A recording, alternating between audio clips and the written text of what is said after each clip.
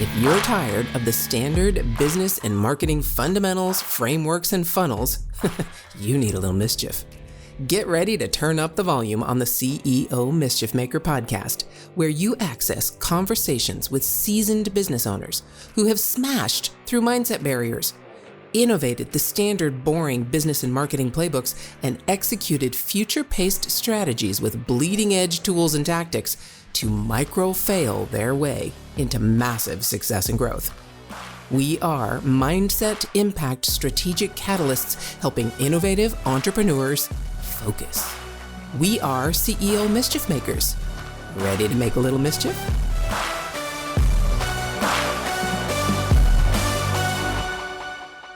Hey, CEO Mischief Makers. Mary Kathryn Johnson back at the microphone with you and Stephen Schneider. But we get to talk now about impact and innovation. And this is fast becoming my favorite part of the podcast because it is that messy middle. And I love the messy middle. I just love it. Anyway, welcome back to the conversation. Stephen, how you doing? You ready? I'm great. I'm excited. Let's get into it. Yeah, let's go.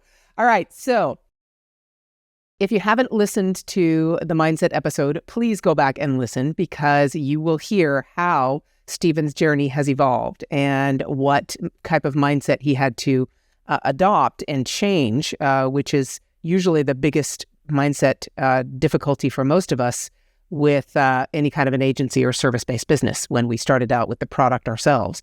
So now, all right, you help people with SEO. I get that. It's an important part of business. Who specifically? Do you just take any SEO client, or are there specific clients you feel you can help best? Yeah, so we always start with a discovery audit. We don't take on any client. We are all business owners first, and so it's really important to us that, meaning like we want the SEO to succeed.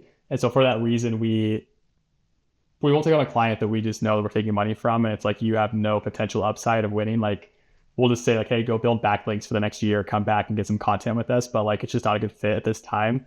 So no, we don't take on anyone. We like to work with people who have an established brand, established website. They also have to have a long-term mindset just because SEO takes 6-12 months to really like get up and running.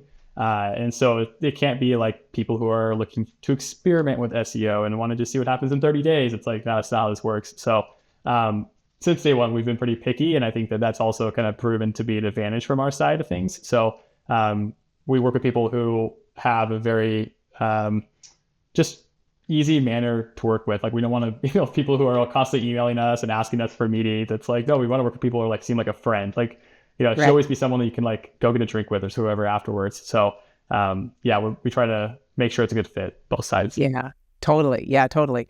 So I know you walked us through your previous experience in college, and you were getting your degree in business in college. What was your yeah, finance? Okay, got it.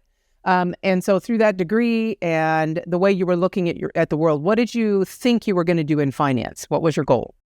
I had no idea. And I was actually in marketing originally, and I figured that marketing was, and this is not to bash anyone with a marketing degree, but I figured that marketing was easier to learn on YouTube than finance, and finance had more upside. Marketing was just so saturated. I think it still is. And so I just looked at it, was like, if I'm going to go to college and make it worthwhile and be in debt, I might as well get a degree that's pretty hard and at least has some potential. I was probably going to go into like, VCs or, investments or something like that, just because that's more interesting. But I had no idea. I was just going to like stay in school forever until I figured it out, like get an MBA, maybe get a PhD. Like it was just whatever in the course. So through that, you definitely got an MBA and a PhD in entrepreneurship, it sounds like. Yes, I did. Yeah. Yeah, that's awesome. But you didn't have to go into debt, at least not that kind of debt, not school debt. I'm sure you went into other kinds of debt, but not that. Wow. Okay. So through that finance and that, it sounds like you just had an openness to like, hey, whatever, if it hits me and it's interesting and sounds like I can do it and I have a, some type of, I can make some kind of an impact in it and make a living at it, then yeah, I'll consider it. So I think is the number one requirement for entrepreneurship. You have to be open. You have to be absolutely open. You have to change when you need to change. I mean, the day we're talking right now, the Dow just dropped, 1,000 points so far, and NASDAQ's gone down, almost 5% or something. So lots of changes happening. And as an entrepreneur, if you look at those and think, oh my gosh, the world is ending, you're probably not going to survive as an entrepreneur. You have to adapt and pivot and whatever other word of the day you want to use. So how does that finance and that openness and your foray into SEO for your own blogs, how do you bring that into this new venture from an innovation standpoint? And just to remind everyone listening, I don't define innovation as the Steve Jobs and Elon Musks of the world. I define innovation as every human being that takes their previous experience and looks at a problem differently because of that previous experience. It's actually called tacit knowledge. So how did you take that previous experience and adapt it to your current venture with your SEO agency to make it different from any other SEO agency out there? Yeah, so I think I feel like I'm naturally a lucky person, which has kind of been one of those weird things to always say out loud. And I think that it just happened to be this good fit because with the first company, when we were publishing 400 articles per month, that machine was so finely tuned at that point that it was just like nothing could go wrong. You just continuously scale and everything, you added more team members, etc. But when we come over into the agency now, I had already figured out what that system looked like and knew it to a scale that, like, we're, for example, are coming up on year one when we're publishing around 120 articles per month. So for context, like, I already know how to scale 4 times bigger than where we currently are. And so once that was realized, everything else was like little minor things I could just figure out along the way, like client communication or like client strategy, more of like clients as a whole. It was just really kind of figuring out like how to fine tune that last like maybe 15, 20%. So when I kind of flip the script, I'm really only having to master 20% of the entire landscape of things. And I think just kind of keeping that in mind and be like, the hard part's done, and like reminding myself of that really just kind of allowed me to free up a lot of that mental headspace so that I could focus on what was in front of me and not be so overwhelmed by all the other moving parts of the business. So yeah. Well, let's take that because in our last episode you talked about some black swan events, and those I'm going to throw a wrench into that. Where I got this. It's the same machine. It's not the same machine. Definitely. So take me through that. How did that experience of going through those events help you innovate your current SEO agency so that now you can help your clients navigate those? Because we're coming up to a U.S. election, and again, we just talked about, financial markets. Who knows what's at, Israel and just who knows what's on the horizon. So how are you innovating your space based on your experience with those events? I think the biggest thing is just trying to be very open and realistic and honest with clients. One of the things that I always like to communicate with clients is that you probably didn't get into business day one thinking it was going to be an overnight success.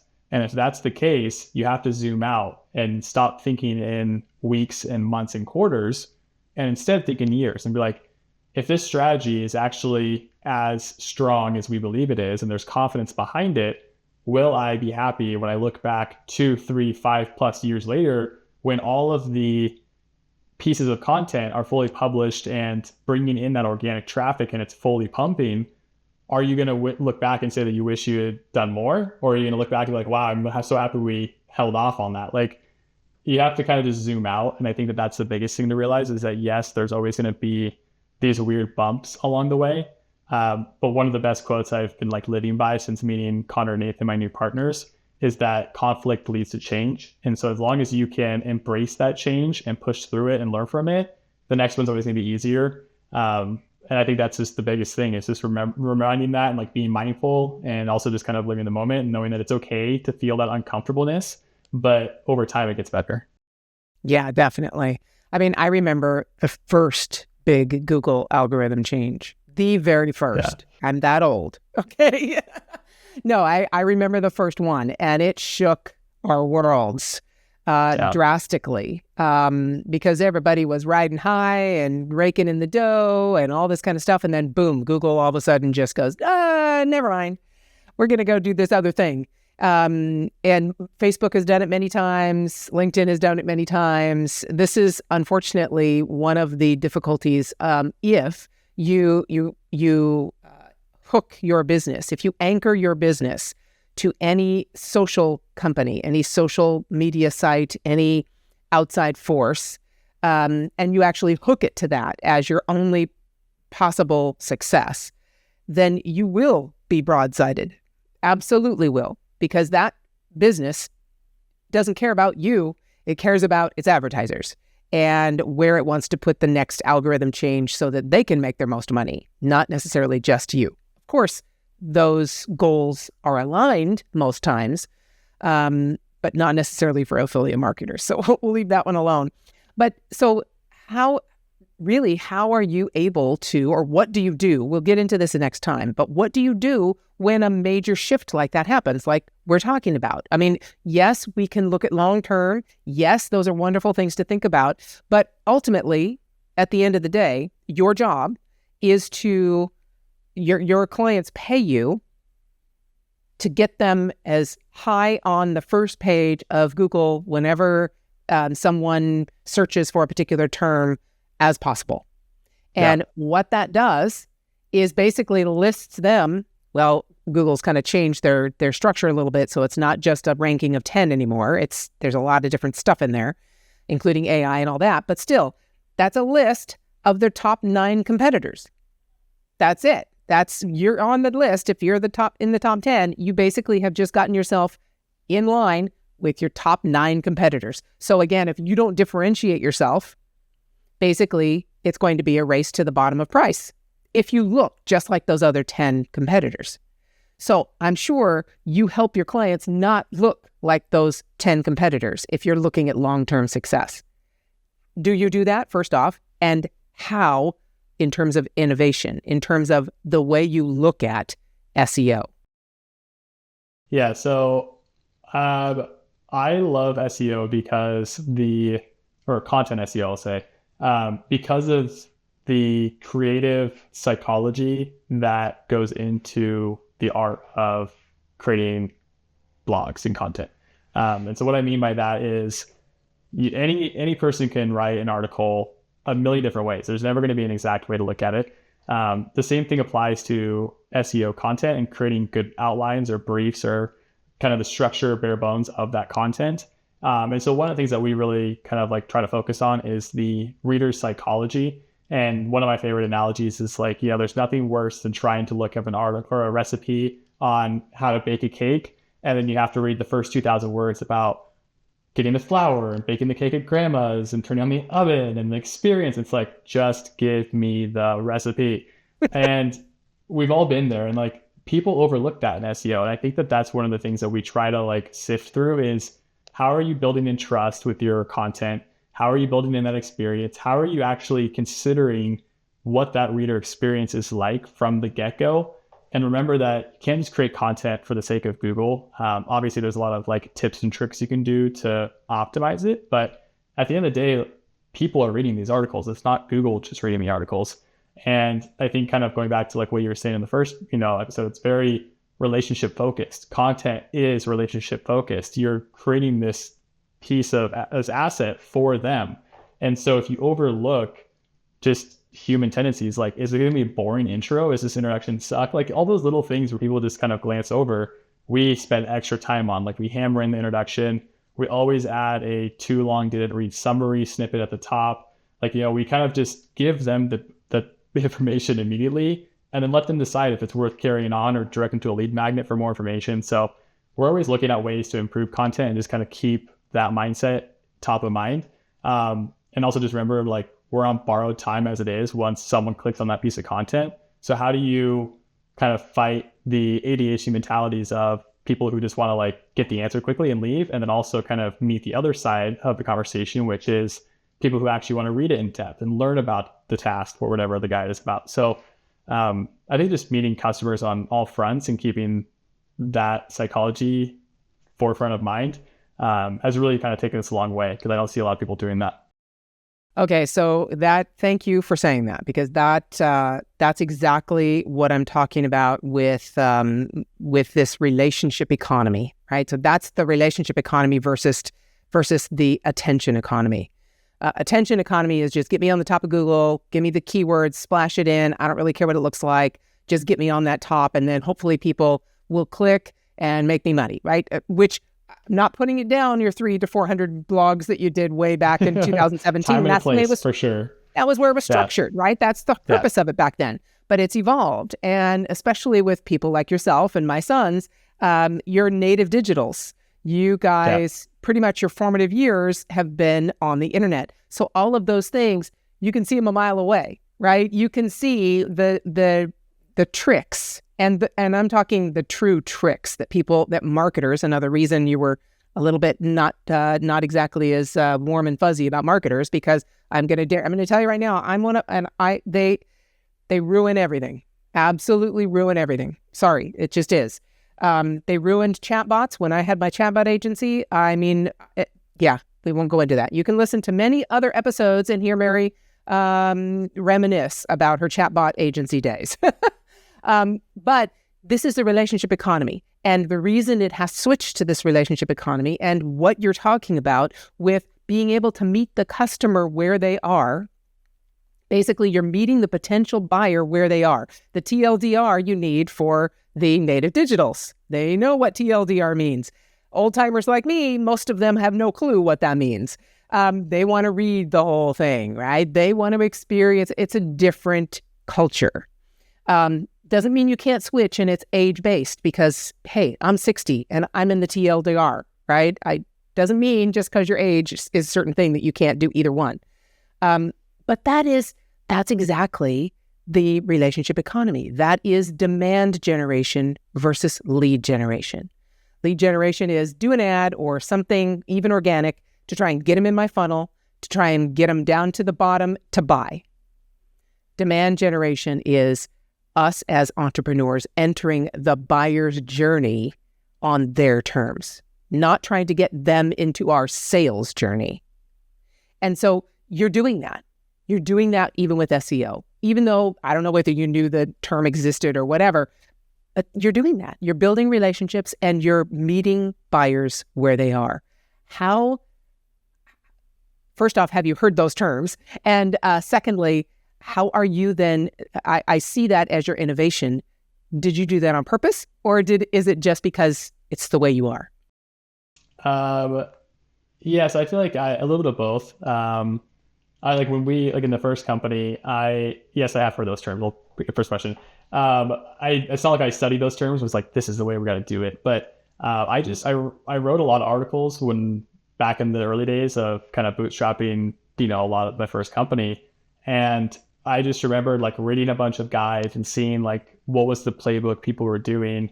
And since I do come from that affiliate marketing background, you'd always have like a table at top. You'd even have like a bullet point list of products before the table, and then a TLDR section below the table. And you're just like literally like trying to get as many clicks as possible. And I think a lot of that, and just common sense, I feel like at least it feels like common sense. It's like, no one wants to read a 4,000 word article. Like no one's reading 100 words if you're lucky. Like they're just on a mission and you're a checkpoint along the way. So, I kind of just keep trying to keep that in mind and put myself in that perspective and be like, how does this flow? And then for, people on the other side who want to read it, it's like, do the sections flow organically? And should it go like, how does it work? What are the types of? You don't just jump straight to like, here's the sales pitch. It's like, you got to kind of like work down and kind of like build in that knowledge so that at the end of it, they feel like they're informed enough to proceed to the next checkpoint. And so I just try to create content like I think I would want to work through it, and give or take, depending on the topic, I could be on either side of that conversation. So sometimes I just want it quick and like, the recipe, like don't care, just give me the recipe. Other side, it might be like I'm researching a new computer and like I actually need to study the nuts and bolts of it. So I think just trying to like keep the keep in mind that like people are human and some are antsy and some aren't. And like, how do you find the best of both worlds? Okay, hold on. If your mindset was shifted, you were inspired to innovate, and you were spurred into action, don't just move on with your day. Focus, my friend, and take a few minutes to visit CEOmischiefmaker.com to learn more about the value that was shared with you today. Please act now and create some CEO mischief of your own.